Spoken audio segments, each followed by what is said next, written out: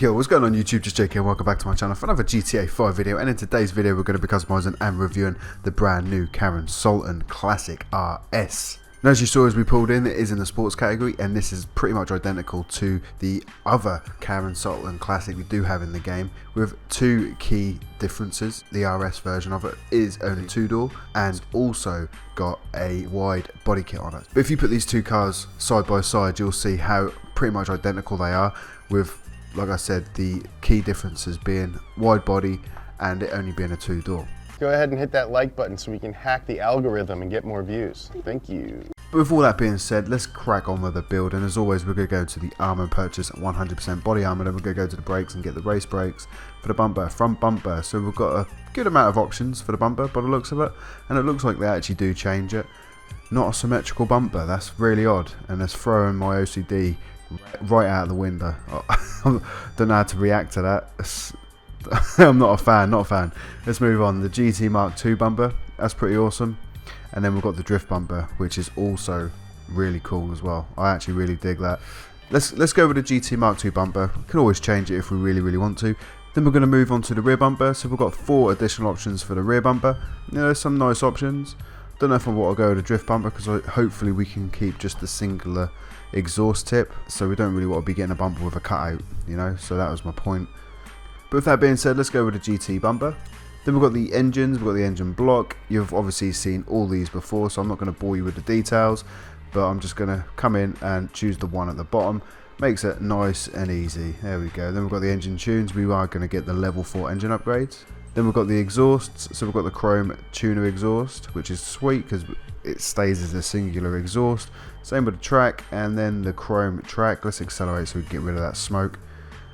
And then we've got the performance, then the chrome performance, the big bore. Definitely have to be a big bore in my opinion.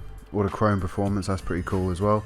So the strange thing about this is, like I was saying about the rear bumpers, on a couple of the options it had cutouts left and right of the bumper, so it looked like we could have either a dual or a quad exhaust system on this. But when looking at all the exhausts, they are all single exit exhausts. What the hell? That makes no sense. Another Rockstar logic, ladies and gentlemen. Why would they put bumpers or cutouts for quad exhaust when you can't have a quad exhaust? Madness. I really don't understand what they do sometimes. It's absolutely baffling. But anyway, we're going to go with a chrome big bore. I think that looks awesome. So next we've got the headlight covers, and as you can see, these are the headlight tints, which we are getting on pretty much all of these new vehicles. And I'm digging the yellow headlight tint for this. Let's go with that. Then we've got headlights itself, so we can get a plastic housing.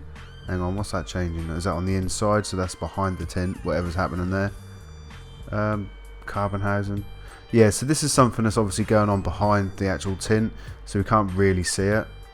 Yeah, you can kind of see it changing there at this angle, but you know, nothing that noticeable for me to purchase it, so I'm just going to leave it as stock. Then we've got the hood. So hood catches, let's go with some nice gold, maybe? Gold to match the headlights. Yes, let's go with gold. Hood itself, we've got the primary and the secondary, and then the carbon. So it's the same sort of thing. We get one design and then 3 variations of it. Got a sticker bomb, maybe 4 variations of it then if the sticker bomb's involved in this. The performance hood looks like a bit of an Evo hood. You know, it's cool. We got it. Then we've got the Impreza hoods here, which is sweet with the big Impreza scoop at the front. So there's some nice options. I mean, I don't really want to overkill this one. I don't think any of these hoods actually look amazing. I think this one would look better if it didn't have the big Impreza scoop in the middle and it just had the 2 side vents. I think if it was just the 2 side vents, that hood would look a lot nicer. The Evo hood's actually quite nice as well, but again, I think it looks better when it's a bit more clean, maybe like just the secondary, or just leave it stock. I mean, yeah, it looks cool stock, so we're going to do that. Then we've got the interior. Again, you must have seen all the interiors by now. It's basically just that sort of stuff. Like I've already said in previous videos, I don't play in first person, mainly because when you drive in first person, you are greeted with all this just horrible, unrendered crap. I mean, look at the state of that door card. It's just awful. The mirrors, there's like no reflection whatsoever. I get that it's a game from 2013, but this is on PC. You'd think that they'd upscale the graphics, you know, slightly to be able to run perfectly on PC at least. Maybe not so much on the consoles, but definitely on PC. So yeah, like I said, I don't play it in first person mainly for them sort of reasons, because it just looks like a horrible place to be. So that's the reason I'm not worried about changing the actual dashboards and steering wheels and all that sort of stuff. I will be changing the seats though, because you do see the seats from the outside. But everything else, I mean, you really think if I done that to the dashboard, you're going to notice that from the outside? Not so much, so I'm not really that worried about it. Same with the dials. I mean, obviously you've got all this sort of stuff. I mean, if you did have the pod mounted tacho, you would see that from the outside, but I'm not too worried about it, to be fair, so I'm just going to leave that stock as well. Same with the door cards. Then we've got the roll cages. So the street half cage is always the one I go for, as long as we can get hold of it. If we can't get hold of a street half cage nowadays, then I don't bother, because I just don't like full cages. I don't like the way they look, especially in street cars, and the ones that go straight through the dashes are even worse. So yeah, leaving them alone. Oh, but for the interior, we don't get a seat option. That's weird, really weird. On all the other new vehicles, the seat option is in the interior category, but if we do get a seat option on this, it's not in this interior category. So fingers crossed we do actually get a chance to change the seats, because even though they're not, you know, the worst looking things in the world, I would like to get some seats with harnesses if we could. But we're going to move on. We've got the lights, headlights. We're going to purchase the Xeon headlights. Then we've got the livery options. So obviously we've got the classic stripes, we've got the Karin stripes, we've got the shopping list. Then we move on to like the track racer liveries, which are okay. You know, I'm not a massive fan of them. I mean, if you like the track racing look, then there's plenty of liveries to suit your needs, I suppose. But yeah, nothing that's floating my boat, so I'm going to stay none for the liveries. Then we're going to go to the respray. So as you can see, this car is spawned in this really disgusting looking green. You know, it doesn't really do anything for me. So we're going to resolve that issue by going into primary colour and metallic. Black actually looks quite cool on this, but I've never been quite comfortable with black Subarus. I don't know what it is about them, but I see a black Subaru and it just doesn't feel right to me. So the best way to remedy that is obviously change the colour to blue. So metallic primary blue is the one we're going to go for, and for the secondary colour, which as you can see is going to change the wing mirrors and also the roll cage, we're just going to go in there metallic and purchase the same colour blue. So the next option we've got is the roof, and yeah, nothing too crazy. We've got a secondary version, carbon version, and a sticker-on version. No scoops or vortex generators or antennas or anything like that. Then we've got roof accessories. This is obviously where them sort of things are going to come in. Yeah, there we go. That's where them sort of things are going to come into play. So we've got the vortex generators, the scoops, the double scoop, the primary double, and then we've got the roof box.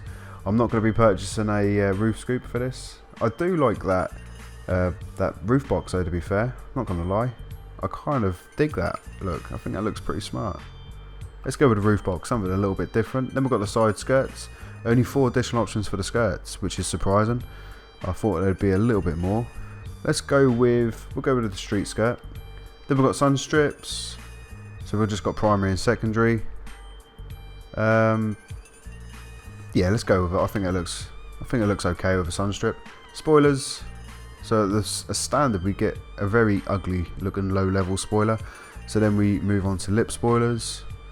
And this being a Subaru, I think it needs a big spoiler. None of these ducktails or lip spoilers. It's going to have to be a GT spoiler in my opinion. Something like that actually. The GT wing actually looks really good. And then we've got a performance wing. I think that's a little bit high. The Karin Extreme wing, I actually really like that. It looks cool. Very nice. And then the Mark II. Not sure what the difference is between those two. And then we get that but with the carbon piece. And then we move up to the stock again. Yeah, I think it's either going to be this one, the GT wing, which looks awesome, or the Karin Extreme wing, which also looks awesome.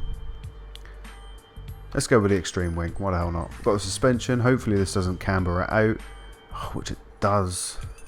Why they always got to ruin the cars with that, man? It looks awful. Anybody who does that to their car is, you know, got something wrong with them. Why would you want your car to look like that? It looks so bad. A little bit of camber, you know, like this looks sweet, but then when you go to that, it's just ridiculous. We're not going to go crazy low anyway, so we are just going to go street suspension on this one. Then we've got the transmission, we're going to get the race transmission, and then we move on to the trunk. This is where we can change the colour. Obviously we've got the carbon version and then the sticker bomb. We're not going to get any of those. Then that brings us straight down to the turbo. We're going to get the turbo tuning. For the wheels, I'm in story mode on this, and if you've seen any of my other videos, I don't get the new categories of wheels that be in the street and the track, so I'm going to have to come out and do a script change on these wheels. That meaning going into my menus mod and changing the wheels that way. It's a bit of an arse ache, but you know, I'm not a massive fan of these wheels, so I do want to change them because I think it's ruining the look of it somewhat. So then that moves us down to the windows. We are going to go with the light smoke window tint, and then we've got window spoilers. So we've got like a little spoiler at the back. Yeah, not going to get any of them. I think they look stupid. And then is it, my dudes? As you pull out of LS Customs, it is raining. I'm on PC. We need to remedy that straight away.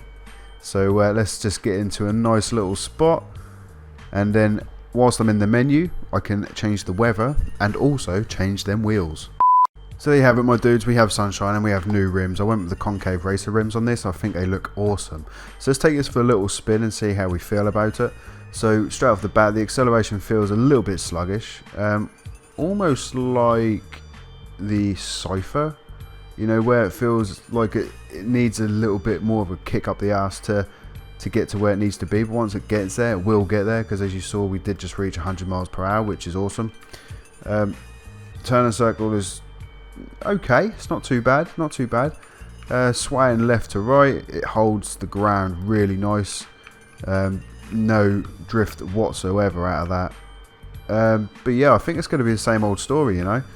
Whereas everything else feels solid. Top speed, the turn and circle, the braking feels good, the handling feels awesome. I think it's just going to be that same old story with what we had with the Cypher, where it just, the acceleration just feels a little bit sluggish, but then once it gets there, it gets there good, and it actually pushes on and does a really good job at maintaining its speed and actually getting over 100 miles an hour, which is obviously what it's all about. Now, would I recommend this vehicle? I don't really know, because it is on the very expensive side. It's 1.8 mil. It's the same sort of price as what you'd pay for the Vector, and only $100,000 cheaper than the S2. And if I could choose out of the Vector, the S2 and this, I would definitely go with the S2 and then the Vector after that, and this will be third, you know, if I had to choose out of those three. It is expensive though, man. I wasn't expecting it to be so expensive. Like 1.8 mil. I mean, that's the top end price of these new vehicles, which is surprising, considering we've basically already got this car in the game. It's just a two-door version of it with, you know, a bit of a wider body on it and maybe some new customizations, but the customizations aren't even that great, to be honest. The overall look of it from standard looks okay. The customizations are okay. The handling and performance and everything like that feels pretty solid, with the exception of the acceleration. That's mainly the only downside to the performance of this car, in my opinion. But yeah, I'm not blown away by this car at all. I think other vehicles that I've already customized and reviewed are a lot better than this. Now, going back to my original question, would I recommend it? I don't think I would really recommend this, because I think there are a lot better cars in this DLC that you could save your money and purchase. I mean, it's with a heavy heart, because I was expecting this to be a little bit better in the customization area and maybe even the performance area, because it just feels like the old school Sultan Classic. It doesn't feel much better than that at all. So this is going to get a 6 out of 10 rating. I personally wouldn't purchase it myself, and I really wouldn't recommend it. So on that bombshell, ladies and gentlemen, that is going to be the end of this video. Hope you guys did enjoy this one. If you did, make sure you hit that like button. If you haven't already, subscribe to my YouTube channel for more videos like this. And until next time, I'm out. Adios.